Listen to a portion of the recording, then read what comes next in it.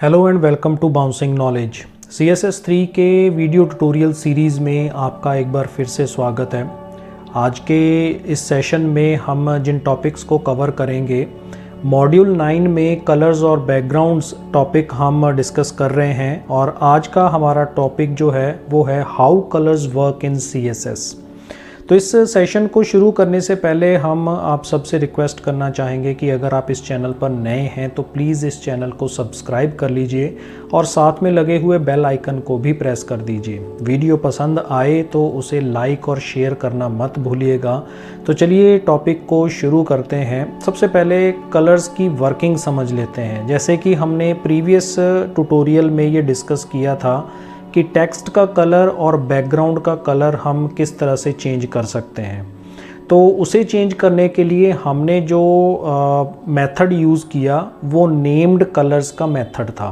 यानी कि हमने सिंपली कलर प्रॉपर्टी का यूज़ करके उसके आगे पर्टिकुलर कलर का एक नाम दे दिया। सपोज़ रेड दे दिया, ब्लू दे दिया, ग्रीन दे दिया, ऑरेंज दे दिया, गोल्ड दे दिया, सिल्वर दे दिया। इस तरीके से हम कलर का नेम देकर उसे यूज़ कर रहे थे।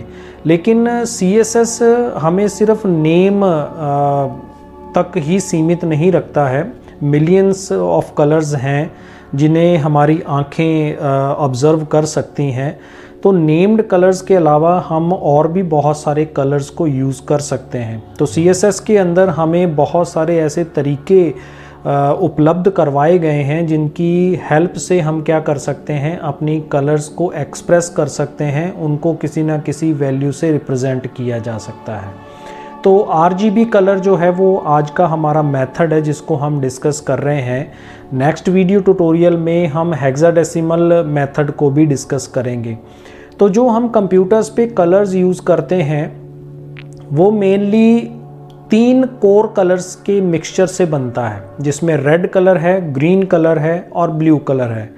और ये तीनों कलर्स का जो रेंज है वो 0 से 255 के बीच में होता है। तो अगर हम किसी भी कलर को किसी पर्टिकुलर चीज़ में यूज़ कर रहे हैं तो उसको हमें इन पर्टिकुलर वैल्यूज़ के अंदर ही रखना होता है।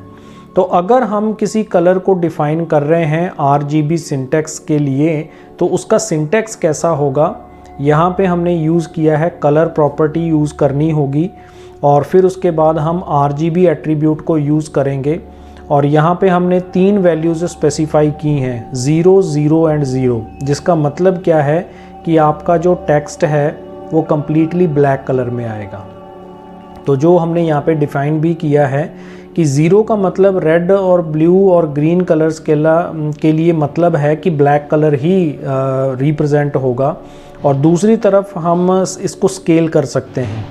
किसी चीज़ को लाइट करना है, किसी चीज़ को डार्क करना है तो आप उसकी वैल्यू को एक्सट्रीम लेवल पर लेके जा सकते हैं। तो जैसे कि रेड, ग्रीन एंड ब्लू की वैल्यू जो है वो मैक्सिमम 0 से लेकर 255 के बीच में हो सकती है। तो अगर हम तीनों कलर्स को 255, 255 और 255 रखते हैं तो हमारे सामने जो रिज़ल्ट आता है वो वाइट टेक्स्ट के रूप में डिस्प्ले हो जाता है। तो RGB में 000 का मतलब ब्लैक कलर है और 255, 255 और 255 जो है वो वाइट कलर को रिप्रेजेंट कर देता है।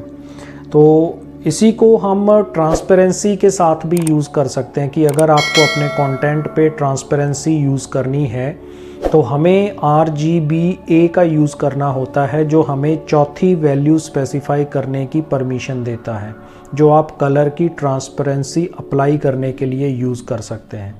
तो अगर आपको सेमी ट्रांसपेरेंट एलिमेंट चाहिए जो हमें उस पर्टिकुलर चीज़ पर अप्लाई करना है तो ओवरलेज के रूप में हम वेबसाइट्स पर इसका यूज़ कर सकते हैं, जो हमें गो थ्रू या सी थ्रू कह सकते हैं जिसको, वो हमें देखने की परमिशन देता है। तो जो लास्ट पार्ट होता है RGB सेट का, उसमें हमें जो नंबर देना होता है 0 और 1 के बीच में ही देना होता है, जिसमें 0 का मतलब पूरी तरह से ट्रांसपेरेंट है और 1 का मतलब कम्प्लीटली सॉलिड कलर होता है। तो इसको हम एक एग्जांपल से समझेंगे यहाँ पे आपके सामने एक एग्जांपल है। यहाँ पे हमने बैकग्राउंड कलर पैडिंग 20 पिक्सल्स रखी है और बैकग्राउंड में इमेज का यूज़ किया है हमने। URL bg.jpg फाइल हमने यहाँ पे रखी है। फिर उसके बाद हमने एक स्टाइल बनाया बॉक्स का, जिसका विड्थ हमने 200 पिक्सल रखा है, हाइट हमने 100 पिक्सल्स का रखा है, बैकग्राउंड कलर हमने RGBA इसमें कुछ वैल्यूज़ दी हैं और 0.3 की ट्रांसपेरेंसी लेवल हमने रखा है। आउटपुट में आप देख सकते हैं कि यहाँ पे थोड़ी सी शेडिंग आपको दिखाई दे रही होगी और उसके ट्रांसपेरेंसी भी हम देख पा रहे होंगे। तो इसको अगर हम अप्लाई करते हैं अपने कंटेंट पे तो किस तरह से हमें रिज़ल्ट मिलता है वो हम यहाँ पर अप्लाई करके देखते हैं। तो यहाँ हम सिंपली पहले स्टाइल यूज़ करेंगे और इस स्टाइल के अंदर हम सबसे पहले तो डॉट बैकग्राउंड ले लेते हैं। बैकग्राउंड हमने लिया और इसमें हम पैडिंग ले लेते हैं।